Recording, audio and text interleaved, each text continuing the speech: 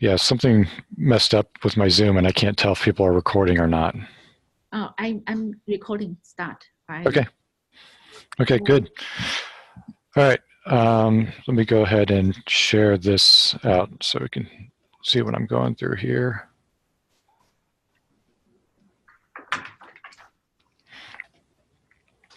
Okay, can folks see that okay? Yes. Okay. All right, excellent. Yeah, so anyway, I'm Patrick Lang, one of the co-chairs for SIG Windows. A couple quick things I wanted to mention today were we've been continuing to work on the Windows effort, and I've got a release criteria doc linked here.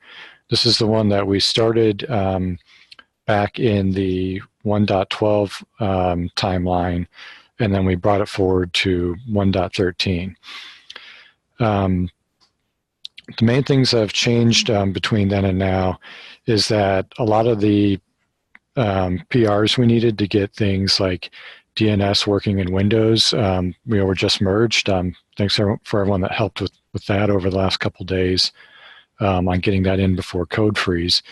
But we're now at a point where the test results are much more consistent.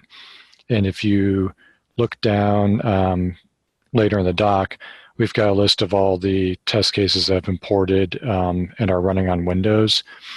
So the next step on those is I have a few PRs that we're working to get merged in order to get those actually running in TestGrid. So I have this GitHub project that I set up tracking all the stuff that we were needing to do to get to our stable release. And the main work that's remaining is, we've got some test PRs here that we're continuing to push on. But some of the most important ones are this one around adding the periodic jobs for the that are going to be running the Windows subset of the conformance tests over on a cluster built on Azure. So I'm going to be working with SIG testing to get those reviewed and merged, so those results will be online. And then after that, if we find any more stability bugs that we're working on with that set of test cases, then we'll consider those. Other than that, the main thing that we're focusing on now is getting more of the organizational work done. I'm going to be sending this document back out to SIG architecture, Windows, Node, storage, and networking to see if there's any final feedback on that around the set of features and the scope of the release. And then the other thing I'm doing on right now is I'm working with Michael and some others on getting all of the docs done that have the Windows use cases and samples in them. So I've got a work in progress PR there. That will be finished before the 19th, which is the cutoff where they're going to start reviewing. And the other thing I'm doing in parallel to that is I've got a tracking issue here for updating the API reference docs to clarify which options in the API are covered in Windows and which ones are not covered because they're Linux specific. So I've got a rough list there, but that's going to be replaced with PRs, so that way developers and admins that are digging through the API side of the reference will be able to find the info they need there. Whereas users that are getting started with all their first stuff will be able to go through this one here. And I've got like a proposed outline of what the main topics are that we're going to cover. So that way people will have what they need, either as an application developer or as a cluster operator to get what they need to get their cluster deployed and then get common applications deployed on Windows.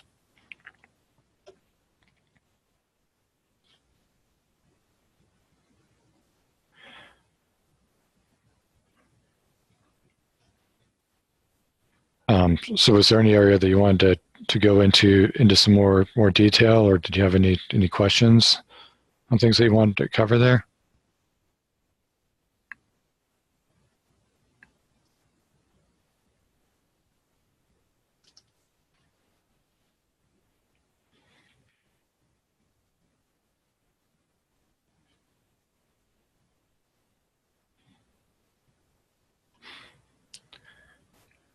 Would it be helpful for me to go back through through sort of the feature scope that we have here? Yeah, that's a good idea. Okay. So starting from the Windows version support, initially we were planning to support Windows Server 2019. That was when it was announced. It was supposed to be out in October. That hasn't happened yet. So what we've been doing is just focusing on running Windows Server version 1803, and it works well with Docker. The only problem is that Microsoft is going to be dropping support for that version in the winter of 2019. So for the next version, for Kubernetes 1.14, that's where we're going to focus on making sure that Windows Server 2019 is supported, because I think that's what most customers will want to be on long term. There's also a reasonable chance that 2019 may just work with Docker, but we don't have a test pass in place for that yet. So I guess an alternative plan is if we wanted to bring this Docker support with Windows Server 2019 in, maybe that could make something like a 13.1 release, because there's not any substantial changes to the functionality that's there in Docker that works with Windows Server 2019. The thing that's really important about 2019 is that we need it to move to Containerd, and bringing up Containerd is going to require version 14 anyway. I don't see us, realistically putting a new CRI into version 14 and then bringing that back to 13. On the Linux side, it was always a new release, so that's the path that we will be going down there. And then the older versions of Windows Server 2016 and 1709, we're just simply not testing those at this point because they don't work with things like secrets, config maps, and shared volumes. And so I don't think that they would really be useful for most people. Might work at reduced functionality, but that's not what we're going to be publishing on TestGrid. So in terms of the setup experience, all that we're running on Windows is just the binaries that are there on the node. So your scheduler, API server, controller manager, all of that's still going to be run on Linux the same way as it is today. We're just going to be using the kubelet and kube proxy, which are already there in the Kubernetes builds today. If you go to get the Kubernetes node Windows AMD 64.targz, it's going to have those binaries in there, and that's what's deployed on there. For the container runtime, we're currently just using Docker. Containerd will come later. And then in terms of the CNI, the main one I've been focusing on is the Azure CNI plugin. That's what we're going to be using for the results on TestGrid that are run on Azure. And then we've got another plugin that Peter's looking at that should be able to work on GCE. And it's basically more of I think they're calling it a meta plugin, but that's not part of the Kubernetes repo. That's all these CNI plugins are part of separate repos. But this one you can basically use to just program the Windows network interfaces for the containers, and you can still use something else for IPAM. So things like Flannel or GKE CNI plugins could just layer on top of that.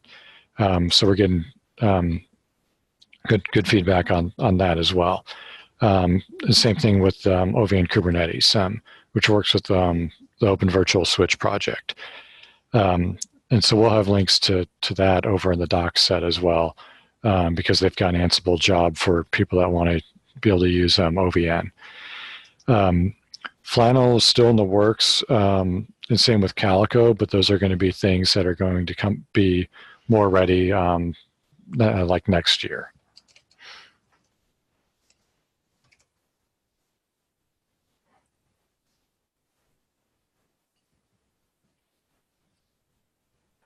Also update that real quick, and then we have two Flex Volume plugins that are published over there on GitHub for SMB and iSCSI, and then in Tree we also have the Azure providers that are there for Azure Disk and Azure File.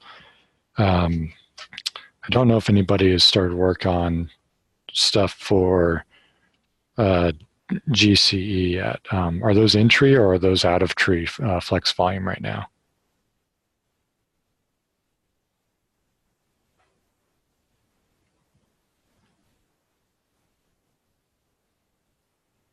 We don't know. Okay, all right, that's fine. Yeah. Oh, the Peter just updated is in Tree, he thinks. Yeah.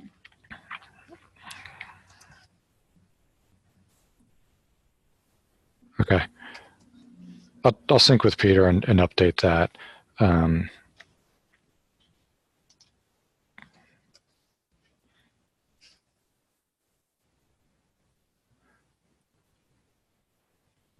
Okay. And from a high level, the features that we have working are, of course, we've got pods working with single or multiple containers per pod.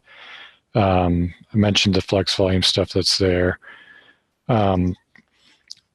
We did have some representatives from SIG Windows review the CSI spec, and they didn't have any major changes. But there's nobody in the SIG that is going to have time to write a CSI plugin, within the next few months.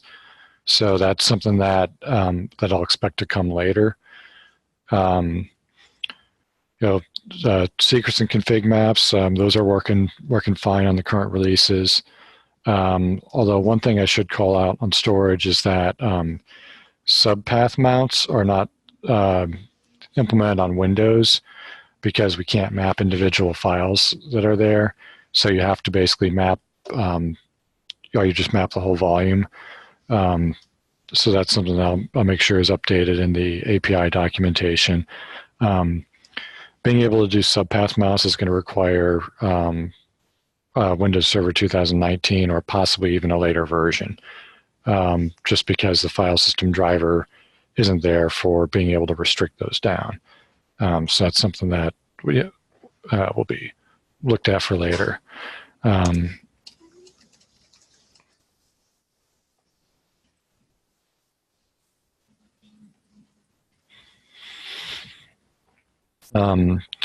Daemon sets are there.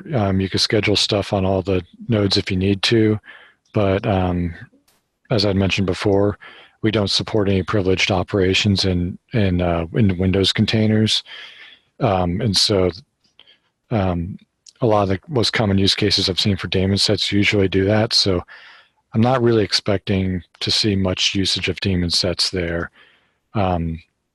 Most likely, I think people are just going to be deploying sidecars for logging with their existing pods and things like that.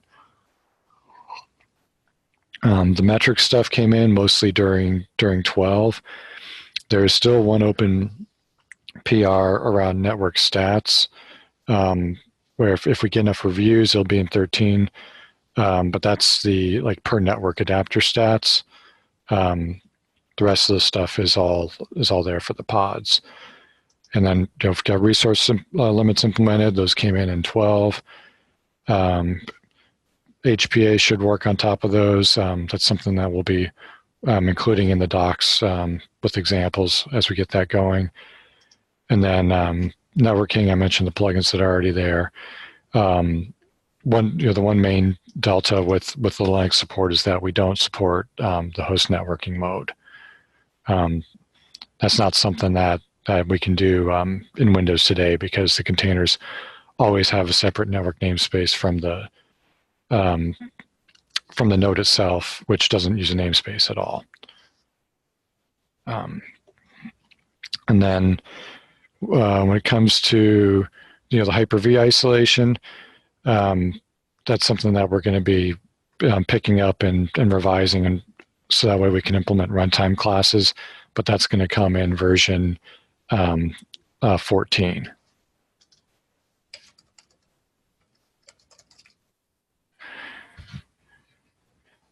So what's there today is still that experimental annotation, which lets you run, one container in a pod, using the Hyper-V hypervisor boundary. Once we move to 2019 and Containerd, that's where we'll be able to get the support for multiple containers per pod and actually implement runtime class the way we had discussed it before. And then in terms of the testing, we listed all the test cases down there. So if people want to review those in detail, it's all there in the doc. And what we're doing with around the test approach is, because there are a number of test cases that are covering Linux specific stuff. What we've proposed doing with SIG architecture and the conformance and the people involved in the conformance working group there is running in what we're tentatively just calling a hybrid cluster mode, where you have both Windows and Linux nodes available within the same cluster. And so we have a PR open where when you pass a flag into the test framework, what it will do is attach the right node selectors to all the test cases so that they run on Windows where appropriate, or Linux otherwise, for all those cases. And so that's still something that's under review there. And so if that doesn't merge, then we'll need to refer back to this list of known failures down there, and we can just use a Jinko test exclusion list instead, if we want to focus that down on test grid to only what's known to be working on Windows.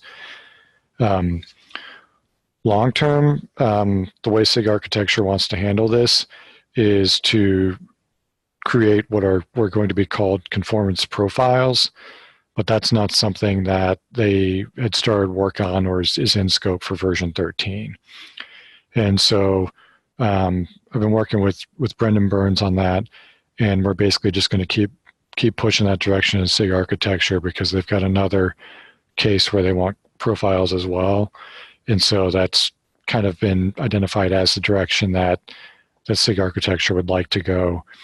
And so, what we're proposing to do is take this list of cases that we have here and, push them in that direction with the profiles through, as that design is finished and coded up.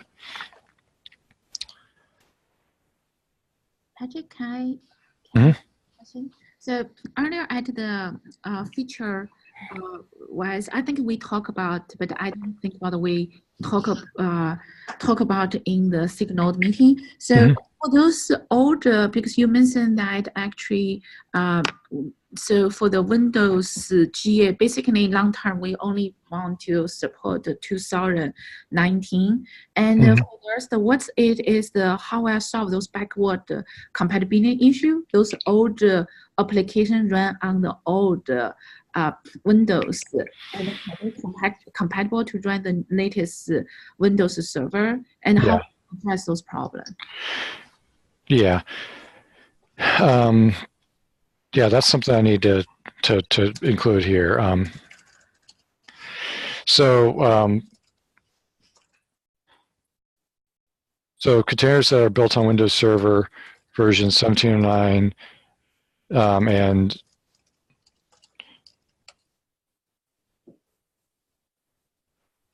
Okay, so using the Hyper-V isolation that's there today, you can use containers built on Windows Server 1709 or 1803. And then likewise, when customers move forward to 2019, they'll be able to run 1803 based containers as well. So today, if you want the backwards compatibility, you would use the experimental Hyper-V isolation. And then that's something that we'll update into the runtime class when we go into version 14 with Containerd. But that's the other main use case for Hyper-V isolation. So it's either if people want the extra hypervisor boundary for security purposes, or if you want the backwards compatibility.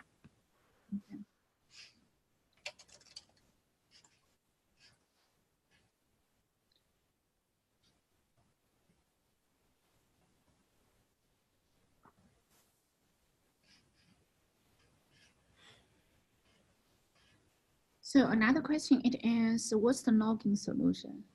So like for example, today, open source, we provide Fluentd and as the daemon site to do the logging management. So on the Windows container server, and it is our solution? So both Fluentd and Prometheus have builds available on Windows. So I would expect that you should be able to use those. Okay.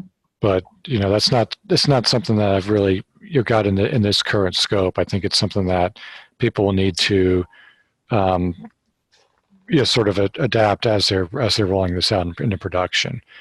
The main goal right now is that we want to have the right tests in place for the release signals, and then show that version 13 is the first stable build. Yeah.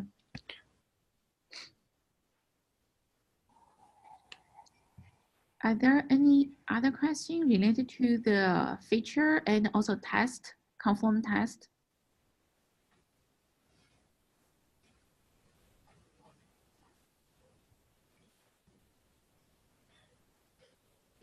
Maybe you can move to the next topic.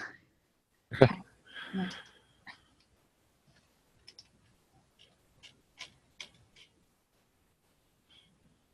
No, Patrick, I saw that you have another topic want to talk here. Let me check here. Oh, those are just the two links that I had gone through on the screen share.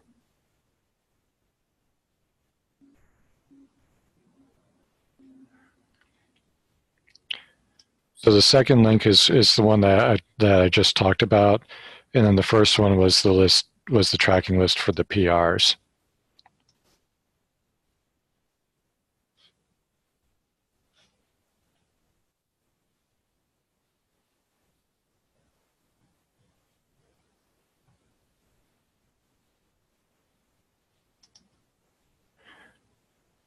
So did you have another topic in mind? Oh, okay. So is there any question related to the Windows deliver for the 1.13 release?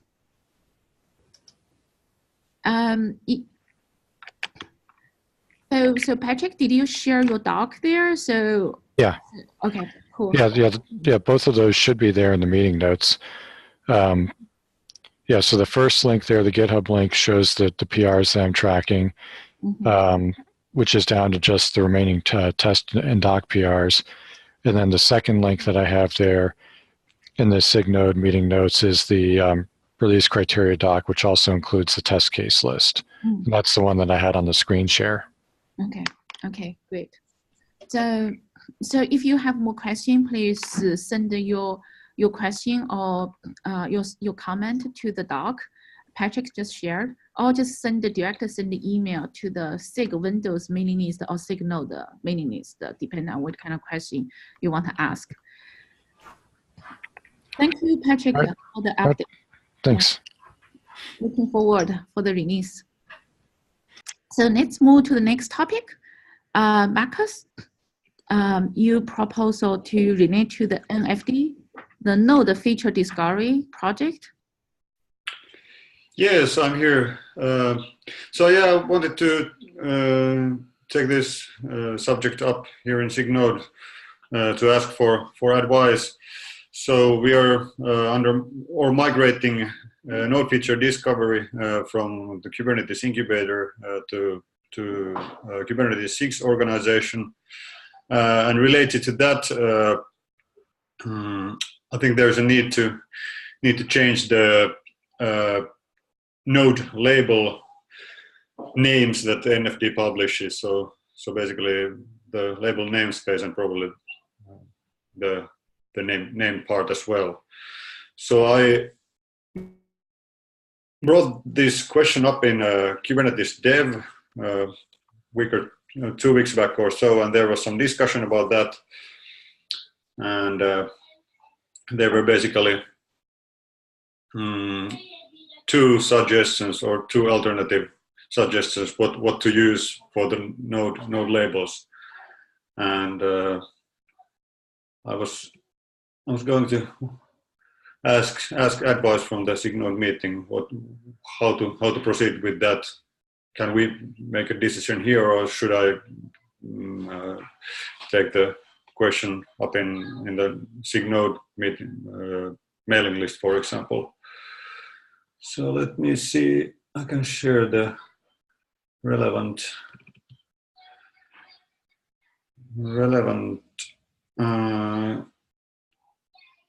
GitHub page. Just a second. How can I change that?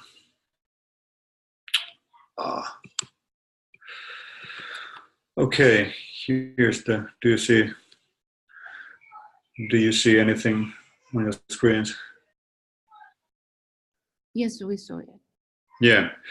So basically, there were like two alternatives suggested in the Kubernetes Dev mailing list. First one for the namespace was feature.node.kubernetes.io to use for the NFD labels, and the other one was like nfd.node.kubernetes.io. And kind of the former one is probably sort of better describes what the label is about, and the other one is like project or NFD specific. So the full kind of alternative label names would be then feature.node.kubernetes.io / then NFD, and then the source name and feature name from NFD, or then the other alternative would be nfd.node.kubernetes.io / then the feature source and feature name. So any comments, suggestions from this meeting, or should I ask this on the mailing list, or how should we proceed with this? Any opinions?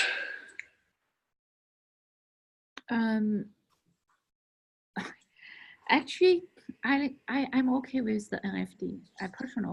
But that's just, I don't have good taste on the name, so don't count on me. So I'm okay with the second name, NFD. So okay. Maybe you send, I think maybe you can send an email to the Kubernetes SIG Node. Yeah. Okay. Yeah, I can do that. I can do that then. Yeah. Open the discussion. Yeah, open discussion, and then if there's no people have the strong preference, you just make your own call. Okay. Yeah. Okay, that sounds fine. I can. Yeah. I'll bring it up there. The only thing we just need to make sure we are aligned with the Kubernetes open source naming convention. I think that's did we recently have the new naming convention for the annotation and label, all those kind of things? So maybe we need to double check about the naming convention. So besides that, I don't have the strong opinion here. Yeah. there was some open issue in Kubernetes about the label naming, but it's still open issue, and yeah, and there hasn't been any activity there in months, so I don't know what's, and yeah, I didn't find anything, and nobody, at least on the Kubernetes dev thread, nobody did point to any like written policy or anything like that. So may I suggest just send an email to the Kubernetes SIG Node and ask opinions, so people maybe have the strong preference there. Not looks like today nobody have the strong preference. Seems like that. Okay. So yeah. They make decision and check with we are not violate the naming convention. That's just good. That's your call, and just go for it. Okay. Yeah. Okay. Thank you. Let's do that. Yeah. Thanks for the feedback. That was basically what I wanted to have. I think you have another topic, or this is the only topic you have? This was the only topic. There was just another link related to the same thing. Yeah. Thank you for bringing this to the SIG Node the meeting. So anyone, do we have any topic or any issue you want to bring up? Any concern related to the R1.13 release and the project progress, all the things?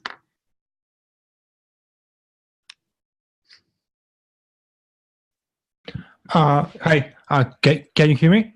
Yes. Yeah, so I've linked in the chat the one PR that's been open for quite a while. It's actually a cherry pick of like a bug fix in the master branch, which more or less, I mean, and right now the request is for 1.11, when the bug was introduced. Okay. So can someone have a look on it? Sure, definitely. After this meeting, we put up someone to look at that, review that PR. Okay, great, thanks.